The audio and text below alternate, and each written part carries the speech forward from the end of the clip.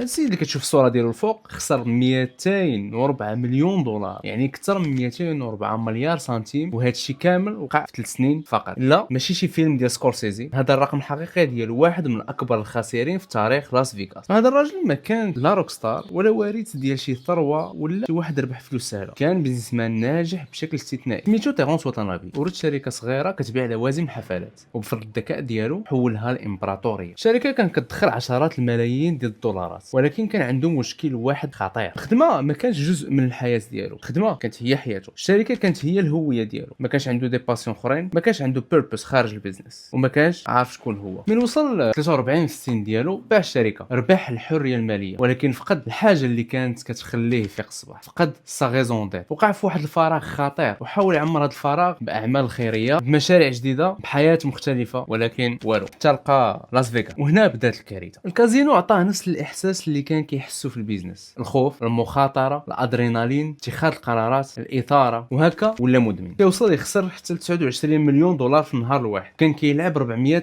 الف دولار في يد وحده ديال بلاك جاك. ومع الوقت كازينوات عرفوا باللي تصيد، وكان كيزيدوه في الشراب وكيعطيوه امتيازات خاصه، وممنوع الموظفين يقولوا له لا. تحرق 204 مليون دولار، 204 مليون دولار باش يحاول يعوض فراغ نفسي. وفي الاخير بعد الدار ديالو تقاتل في المحاكم وتصاب بالسرطان، والشركه ديالو اللي بناها بيديه عاود شراها وارن بافيت ب 500 مليون دولار. العبره من القصه: المشكل ما كانش في القمر، المشكل بدا قبل القمر بسنين. نهار ولات الخدمه هي الهويه الكامله ديالو، ونهار ولا النجاح المهني هو البوصله الوحيده في حياته، حيت ملي ضاعت الخدمه ضاع معاها المعنى. ودابا بغيت نعرف رايك، شكون المتهم الحقيقي، تيرونس ولا كازينوات اللي استغلات الضعف النفسي ديالو؟ كتب رايك في الكومونتير، وإلا كعجبوك بحال هاد المواضيع خلي معاك واحد فولو.